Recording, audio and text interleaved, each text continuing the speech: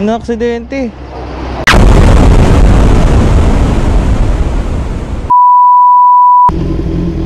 Try natin ng night ride. So solo ride muna tayo, mga boss. Sobrang maingat ako lalo pag gabi.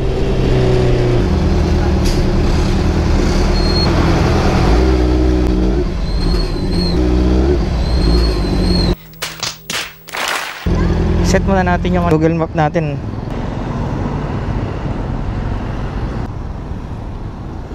Lagyan natin ng music. Okay, let's go. May ambulansya. Grabe oh. Nakakasila yung mga ilaw nila oh. Ilaw no. Left lane. Traffic sa left lane no. Ang advantage lang ng mga maliliit na scooter katulad ng mga to, magagaan talaga. Mas madali silang lumiko-liko sa ingit-singit. Hindi katulad sa atin, nabigat yung motor, mata pa, malapad. Hindi siya basta-basta maliliko. In other words, mahirap isingit-singit.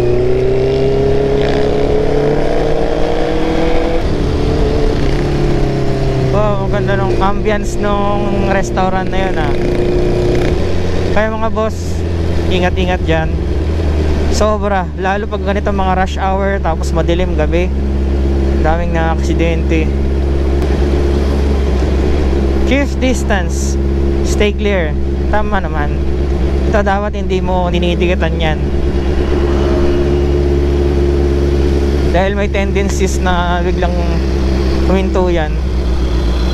Oh, piyesta nila dito, pageant siguro yan. Always keep distance, lalo kapag ano, uphill, yun napaka-importante no, napakalayo mo dapat. O kaya naman, pinakamaganda ron, sa side ka ng forma. So kapag umatras man yun, meron ka pang chance na lumiko sa kanan para hindi ka matamaan. Tingin ko yung 8 medyo madalang ng sasakyan dito, magsa 7 na. So dito, kabisado ko naman yung daan, pwede tayong overtake dito.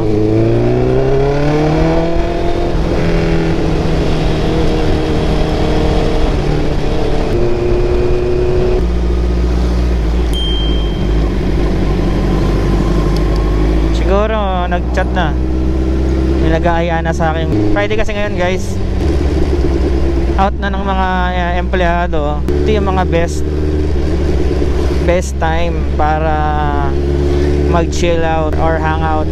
Teka, check natin sa maps. Sabi, turn left then turn right. Ang kulit ni Google eh. Ikaw na nakaperwisyo, ikaw pa galit ha? Nakagigil ka. Minsan. Alright, alam na natin.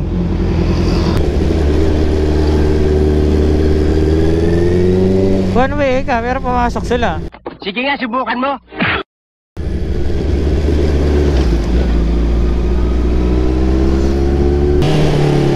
Dapat pala, doon na ako lumiko kanina.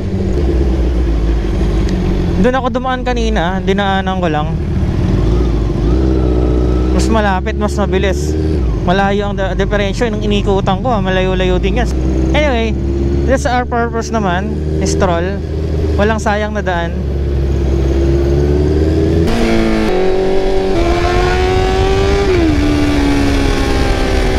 Minsan na-speechless ako kapag nagka-power shifting tayo.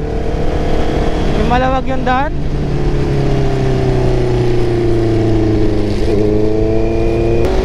Tahimik dito, ako lang yung maingay.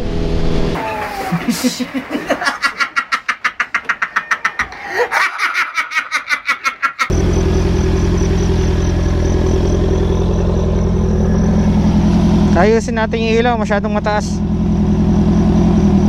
Yan, so yan, mababa naman na siguro yan. Hindi naman sila masisilaw dyan. Ganda pala mag-test drive dito, ang ganda ng gano.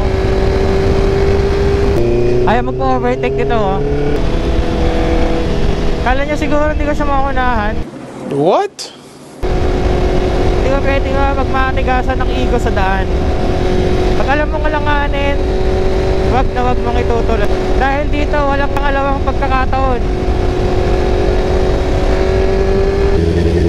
Bakit kaya may mabagal na sasakyan dito sa harapan? Tractor siguro yan. Tractor nga. Ah, hindi, e-bike.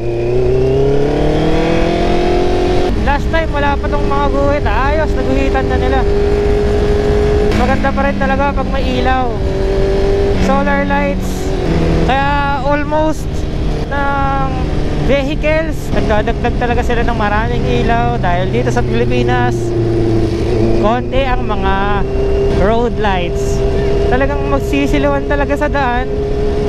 Palakasan ng ilaw ang nangyayari eh.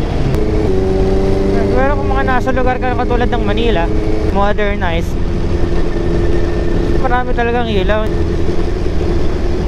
Hinihigpitan yung mga auxiliary lights sa Manila kasi sobrang talaga nakakasilaw yan. Kung man yung another vehicle or nasa likod mo, nakakasilaw pa rin yan sa side mirror. Nasa more than an hour na rin tayong nag-ride. Sinulabot na si GoPro, nagpalit na tayo.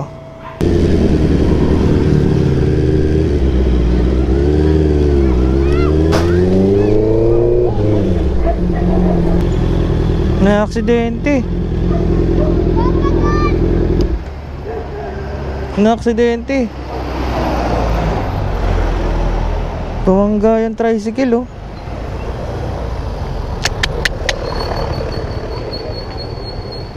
What happened?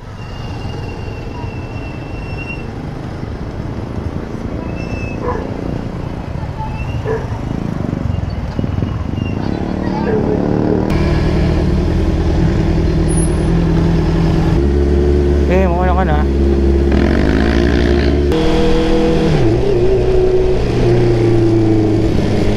Kailangan talaga kinaklats. Kailangan talaga ng quick shifter. Pero parang masyadong madali kapag nag-quick shifter ako eh.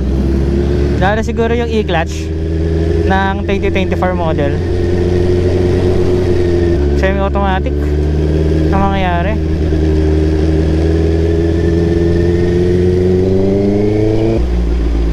Ayoko ng automatic. Sobrang nakaka-antok. Nakaka-bored siyang i-drive. 8 na, ang dami pa rin mga sasakyan. Tahimik na tayo ng makina. Huwag na masyado tayong magwalwal. Dahil 8 PM na, medyo gabi na. Possible may mga natutulog na ng ganitong oras na mamahinga. Wala na, ito na lang sticker ko eh.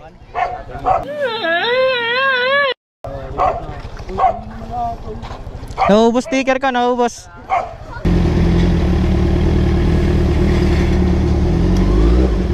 Sakto. Haba. Eagles, oh. Laki naman truck nito.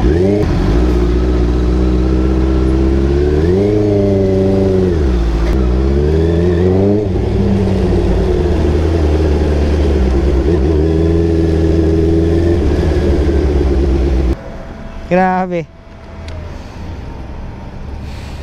Bili na lang ako ng drinks. Ayun, meron tayong mga kasama. Shout out sa'yo, ano, Miss Deo. Diyan ka pala. Shout out sa'yo. Guys, ganyan yan siya. Sticker naman. Sticker naman dyan. Hindi ka ako yan. Luwag na ng daan, oh.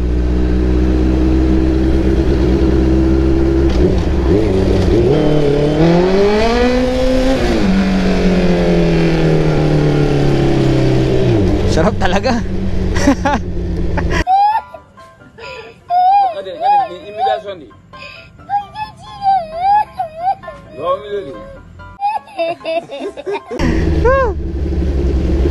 Nag-iingay tayo lang, oh. Iingay. Mga kapitbahay natin baka nagagalit na kasi mas madalas na ako magmotor ngayon, maingay na dun sa amin.